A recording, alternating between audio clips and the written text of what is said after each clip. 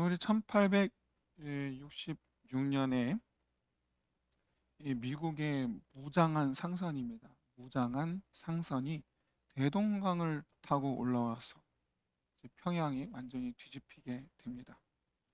당시에 이 제너럴 셔머너가 무단으로 갑자기 나타났기 때문에 평양을 수비하고 있는 이 조선군, 그리고 또 평양의 시민들이 다 몰려 나와서 이 제너럴 셔머너를 이제 공격하게 됩니다.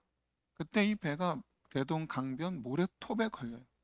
꼼짝달싹 못하는 그 배를 향해서 불화살을 쏘고 배를 탑니다. 그러나 이 선원들 가운데서 상당수가 뛰어내리죠. 그랬더니 그 뛰어내린 이들을 향해서 달려들어 전부 다 죽게 됩니다.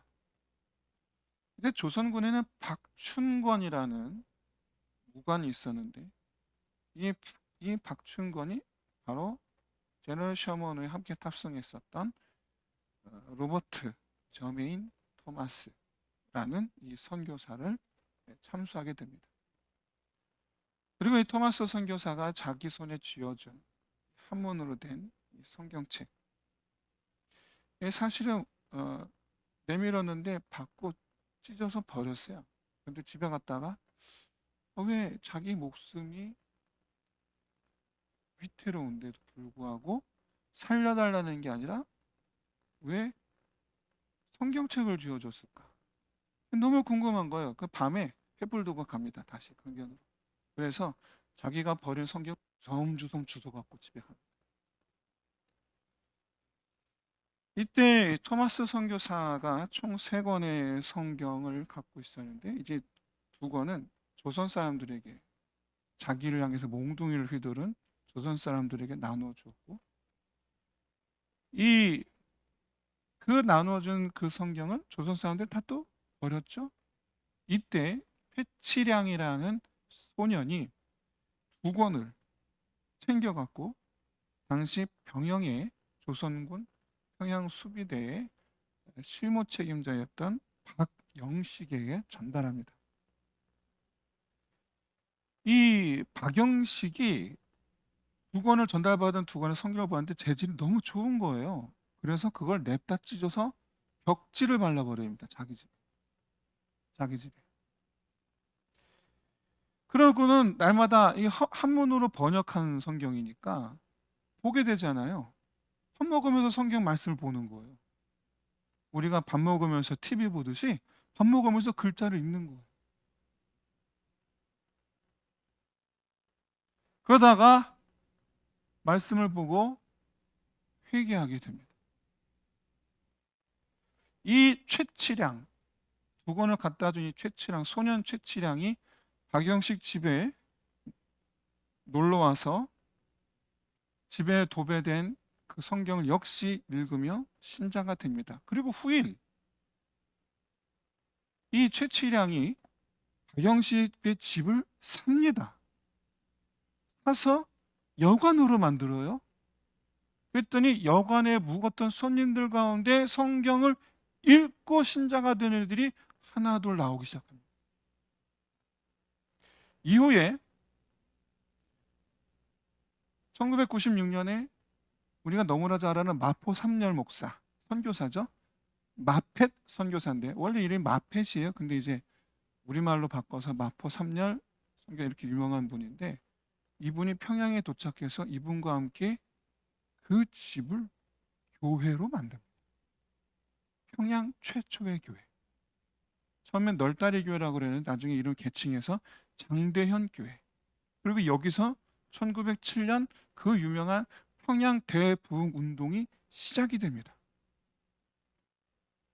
성경을 도배로 바른 그 집이 평양의 최초의 교회가 되고, 그 교회가 우리나라 전국을 휩쓴 대부흥 운동의 시발점이 됩니다.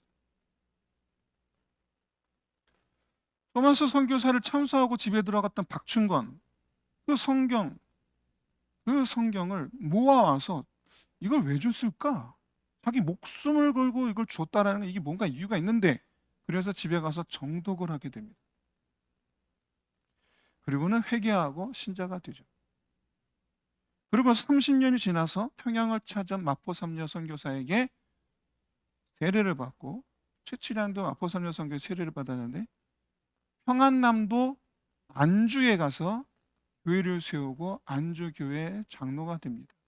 그리고 자기 가산을 다 교회를 위해서 내어놓고 그렇게 남은 삶을 교회 장로로 헌신하게 됩니다. 이 박춘권의 조카 이영태라고 있어요. 근데 이영태가 이 박영식의 집에 가서 벽지에 달린 성경을 보고 역시 신자가 됩니다. 그리고 삼촌과 의논해서, 박춘권 삼촌과 의논해서 유학을 떠나고, 그래서 우리나라 성경 번역위원회 위원으로 활동하면서 한글로 번역하는 일을 하게 됩니다.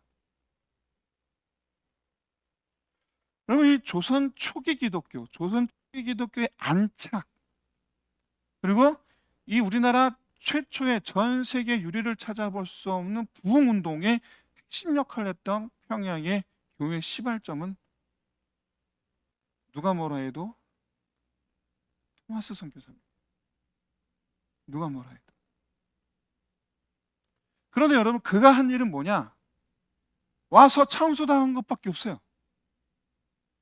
와서 한 게 그거밖에 없어요. 토마스 선교사는 어떤 사람인가? 그는 영국의 런던 대학교를 졸업한 재원입니다. 24살의 아내와 함께 중국에 왔다가 아내가 유산하고 그만 산고로 인하여 먼저 세상을 떠나게 됩니다. 26살에 조선에 와서 아내를 잃고 조선에 와서 성경을 나누어 주다가 다시 중국으로 들어가서 다시 성경책을 싸들고 평에 왔다가 변을 당한 거예요. 근데 여러분, 이 토마스 선교사가 얼마나 이 조선 사람들에게 복음을 전하기 위해서 아등바등했더냐. 몽둥이를 맞으면서, 칼을 맞으면서 어떻게든 성경책을 주려고 했다라는 사실이에요. 어떻게든 내가 죽더라도 내가 성경책은 줘야 되겠다. 자기한테 칼을 휘둘러서 자기를 죽이는 자에게 성경책을 주겠다.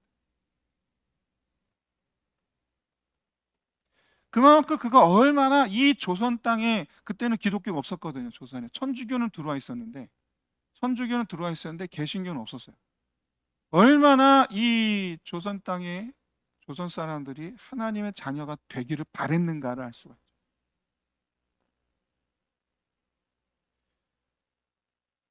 그렇게 해서 그 가져오던 성경 2권이 박영식의 집에 도배지가 되었고, 그 도배지를 발랐던 그 집이 교회가 되었고, 그 교회에서 전국을 휩쓰는 부흥운동이 일어났고, 사랑하는 성도 여러분, 우리나라의 부흥운동의 대부흥은 누구로 인해서 일어나는 겁니까? 토마스 선교사 때문에.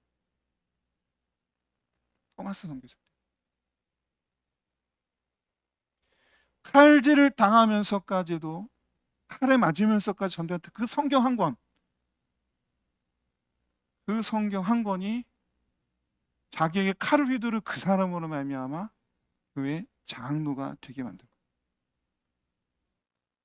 단 2번의 아주 짧은 방문, 성경을 전한 일, 이게 단데 이거밖에 한 게 없는데, 후일 1966년에 순교한 토마스 선교사를 위해서 1866년에 순교한 이 토마스 선교사를 위해서 1907년에 40년이 지나서 평양 대부흥운동이 시작이 됩니다.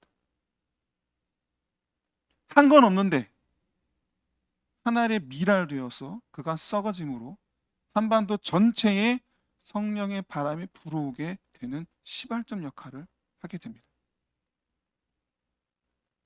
근데 문제는 이거예요. 토마스 선교사 본인이 자기가 한 일, 기껏해 너무나 짧은 시간 성경책 그거 전해준 그거밖에 없는데, 그것 때문에 조선 전체에 성령의 바람이 불어닥치게 될 줄은 몰랐을 거라는 거예요. 그런 걸 기대하지도 않았을 거라는 거예요. 그러나 그가 한 행동이 그게 칼을 휘두른 한 사람의 기억에 남았고,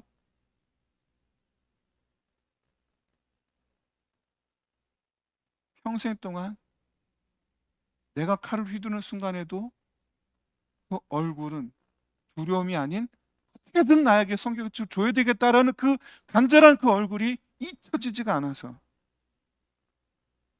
마음에 짐을 두고 살다가 그런 말미암아 자기 가진 모든 것을 교회를 위해서 사용하게 되었다라는 것.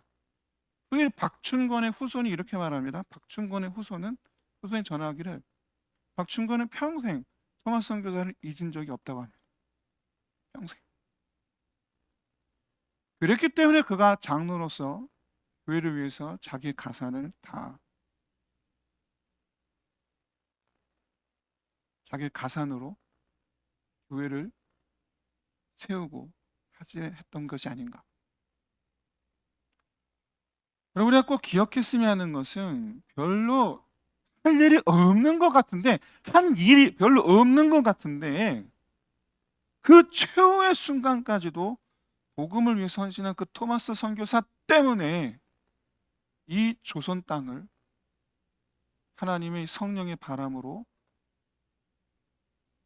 불게 하셨다라는 것, 하나님의 교회로 가득 채우게 하셨다라는 것. 그 성경책이 도배된 교회, 평양 최초의 교회가 되게 하셨다라는 것. 사랑하는 성도 여러분, 우리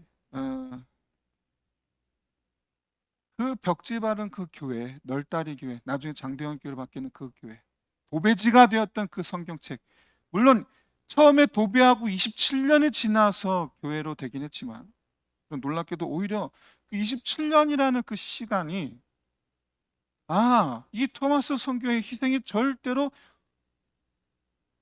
헛된 게 아니구나 라는 걸 증명하는 것이 아닌가. 여러분, 이건 무슨 뜻이냐면 우리가 지금 복음을 위해서 헌신하는 우리의 이 수고가 당장 열매를 맺지 않을 수 있습니다. 우리 바람은 당장 열매를 맺었으면 좋겠는데 그러지 않을 수 있습니다. 그런다 할지라도 여러분, 실망하고 낙심해서 우리가 복음을 위해서 헌신하는 것을 멈출 것이 아니라 나의 헌신에 하나님께서 역사하실 것을 믿고 끝까지 우리가 이 복음 전파의 경주에 완주하는 것이 중요하다라는 것을 우리에게 보여주죠. 27년이 지나 교회가 되게 하고 10년이 지나 거기서 부흥운동이 일어나게 하신 하나님의 역사의 시발점은 토마스 선교사가 성경책을 주었기 때문이에요. 예수님께서 받으신 사명, 이 땅에 오실 때 하나님 아버지, 우리 하나님 받으신 예수님의 그 사명은 여러분 선교사적 사명이에요. 예수님이 무슨 선교사시냐? 그런 뜻은 아니지만 선교사처럼 하나님을 알지 못하는 사람들에게 복음을 전하고 그래서 그곳에 교회를 세우는 이 선교사처럼 하나님의 뜻을 제대로 알지 못하는 유대인들에게 하나님의 뜻을 알게 하시고 하나님의 뜻을 깨닫게 한 자들로 교회를 세우게 하셨죠. 오늘 본문 말씀에서 여러분, 하늘의 밀알이 땅에 떨어져 죽어 많은 열매를 맺어야 한다라고 하신 이 말씀, 예수님의 그 죽으심으로, 한 분 주님의 죽으심으로 많은 사람들이 구원을 얻게 될 것이다 라는 뜻입니다. 그런데 여러분, 궁금해집니다. 왜 많은 사람들이 구원 얻기 위해서 주님이 죽으셔야 되는, 왜 죽으셔야 되느냐? 이것은 자기가 그냥 죄인이 아니라 죽어 마땅한 죄인, 난 죽을 죄이다라는 것을 깨닫게 하시기 위해서요. 주님이 우리 예수님의 그 죽으심을 두고 왜 죽으셔야 됐을까라고 생각하는 모든 사람들에게 죽을 죄인 대신 죽어주신 거야 라는 것을 깨닫는 사람, 그런데 그게 바로 나구나 라는 걸 깨닫게 하셔서, 그래서 하나님 앞에 회개하고 돌아오게 하시기 위해서라는 거예요. 어떤 사람이 자기는 하나님께 다 용서받았다고 하면서 자기가 괴롭힌 사람, 자기가 피해를 준 사람한테 오히려 떳떳하게 구는 것을 봅니다. 자기는 용서받았대요. 자기는 천국 간대요. 얼마나 기가 막힙니까? 근데 여러분, 주님은 예배 드리러 오기 전에 갈등과 다툼이 있는 형제가 있다면 먼저 그 형제와 화해하고 그리고 와서 예배를 드리라고 하셨죠. 이게 무슨 얘기냐? 형제와 화해는커녕 그 형제에게 연락 한번 한 적도 없으면서 와서 하나님께 회개해서 자기는 지옥에 안 갑니다 라고 말하는 게 의미가 있냐라는 거예요. 아무 소용이 없다. 그리고 회개라는 것은 돌아서는 것을 뜻해요. 돌아서는 것. 그럼 뭐로부터 돌아서는 거냐? 그리고 어디로 돌아서야 되는 거냐? 무엇으로부터? 잘못된 상황, 내가 만든 잘못된 상황, 내 안에 잘못된 생각과 마음, 내가 만든 잘못된 다른 사람과의 관계, 그걸 회복하는 거예요. 거기서부터 돌아서는 거예요. 그래서 자기의 잘못된 생각과 마음으로 비롯하여 만들어낸 잘못된 상황들, 거기에 더하여 잘못된 그 모든 인간관계들까지 하나님 다 보시는데, 그걸 다 보신 하나님께 부끄러움이 없는 모습으로 되어서 하나님 닮은 자로 나아가는 거죠. 이게 회개예요. 이게.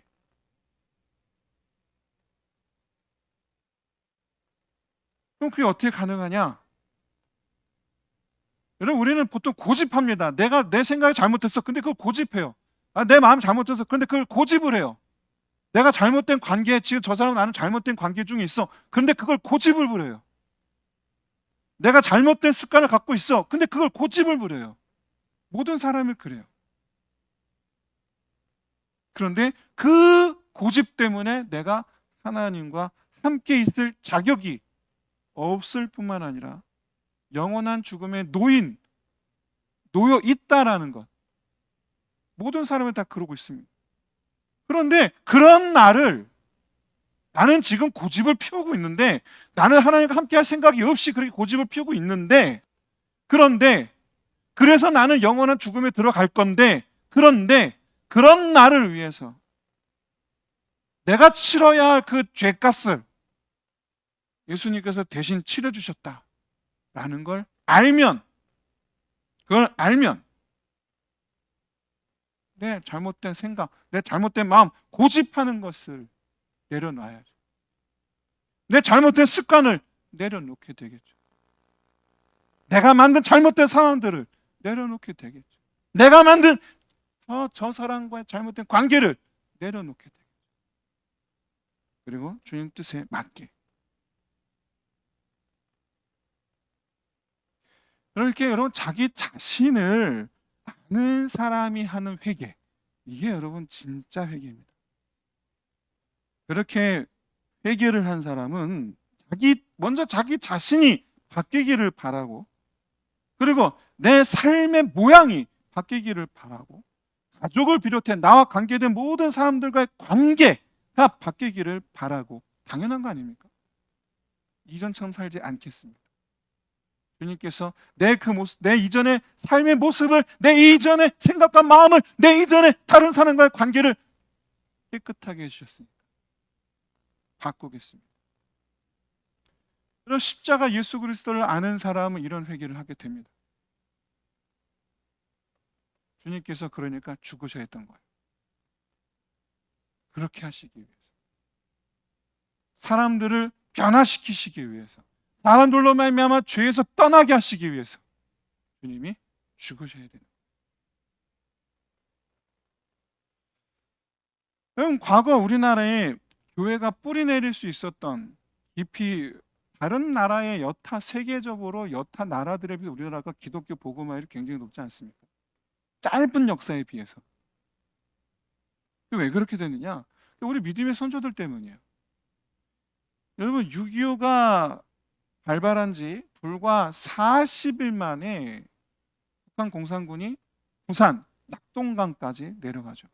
불과 40일 만에 전국도 90%가 점령당합니다. 그때 전국에서 어떤 일이 일어났느냐? 북한 공산군이 교회들을 불태우고 성도들을 죽이기 시작했어요. 정말 많은 사람들이 순교했어요. 정말 많은 사람들.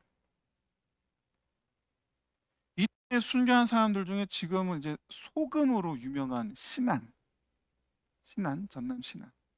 거기에 한 섬, 신안에 1,004개의 섬이 있다고 그래요. 그래서 천사섬이라고 불러요. 1,004개의 섬이 있어서. 근데 그 중에 한 개 섬, 증도라는 그 섬. 그 섬에 문준경이라는 여자 전도사님이 들어가게 됩니다. 1933년에. 이 문준경 전도사님이 이제 남편에게 버림받은 여자예요. 그러다가 이제 이성봉 목사님, 아주 유명한 당시 부흥강사 목사님이에요. 이성봉 목사님 만나서 예수를 믿게 되고, 그래서 신학을 공부하게 되고, 그래서 33년에 이제 증도로 가게 된 겁니다. 그런데 이 섬에서 복음을 전하기 시작하는데 아무도 믿는 사람이 없어요. 그래서 아이들을 야학을 가르칩니다. 밤에 아이들을 가르쳐요. 왜? 아이들 낮에 일해야 되거든, 애들은. 그런데 그 애들을 밤에 모아서 글을 가르치고, 이제 아기를 낳는 엄마들 가서 산파 노릇을 해주고, 섬 사람들 막 싸웁니다. 그럼 가서 중재를 해주고, 가정에 여러 가지 문제가 있습니다. 그럼 가서 그거 해결해주고, 1년에 고무신이 9켤레나 달아 없어질 정도로 섬 곳곳을, 증도만이 아니라 122개, 1,004개의 섬까지 무리고, 그 중에 122개의 섬을 증도를 중심으로 돌아다니면서 누비면서 전도하고 돌보고, 그 결과 1950년, 17년이 지나 공산당이 증도에 쳐들어왔을 당시에 총 11개의 교회가 세워졌고, 섬 인구 20% 이상의 인구가 기독교인이 되어 있는 상태였어요. 순교할 당시에 원래 이제 문준경 전도사님은 전쟁을 피해서 목포에 내려가 있었습니다. 그런데 공산당이 증도에 들어갔다는 소식에 한달음에 달려오죠. 갔더니 바닷가에 성도들이 밧줄에 매여 묶여 있었습니다. 한달음에 달려가 이 사람들 풀어주시오. 나만 죽이고 이 사람들 풀어주시오. 바지가랑에 붙잡고 늘어지다가 죽창에 찔려서 순교하게 됩니다. 어머니처럼 섬 사람들을 돌보다가 오지 않아도 되는데 또 불구하고 성도들을 지켜야 된다고 한달음에 달려와 나만 죽이시오, 나만 죽이시오, 우리 성도들 풀어주시오, 풀어주시오 애원하면서 죽창에 찔려 죽을 때 문준경 전도사의 마지막 마디는 주여 저들을 용서하여 주옵소서.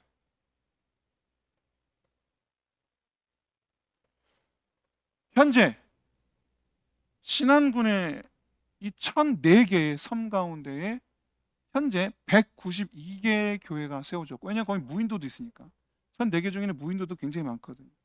192개의 교회가 세워졌고, 그 외에 증도라는 한 섬만 생각하면 현재 기독교인 비율이 90%입니다.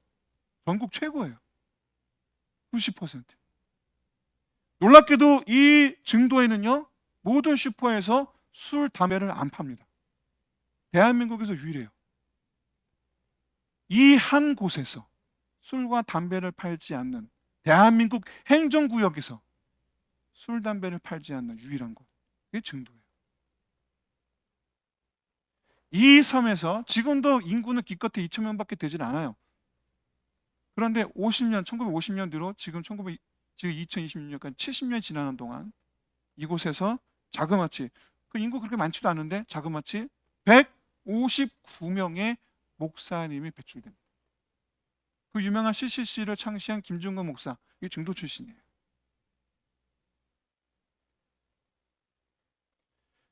한 가지 궁금합니다. 아니 문준경 전도사님이 순교했는데 누가 도대체 증도를 변화시켰느냐라는 거예요.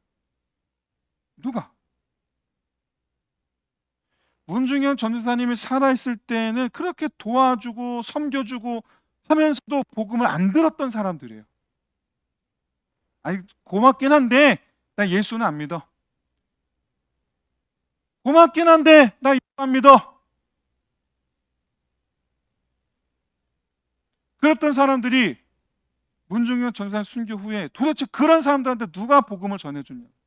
누가? 아무도 하지 않았어요. 그런데 그 남은 자들의 기억 속에 전도사님의 그 복음의 메시지, 자기들을 위해 끝까지 함께했던 그 전도사님 모습이 겹치면서 스스로 하나님의 무릎을 꿇는 거예요. 스스로. 여러분, 예수님의 방식이 왜 희생이어야 되느냐? 왜 하나를 미랄되어 죽어야 되느냐? 왜 희생이 되느냐? 이유는요, 다른 게 아닙니다. 사람의 마음이요, 너무 두껍고 너무 딱딱하기 때문이에요. 그 어떤 걸로도요, 사람의 마음의 그 두껍고 딱딱한 마음이 깨지지를 않아요.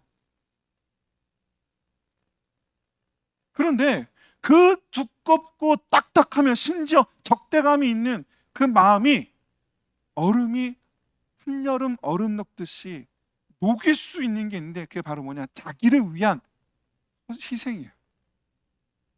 자기를 위한 희생뿐이에요. 당장은 알아주지 않을 수 있어요.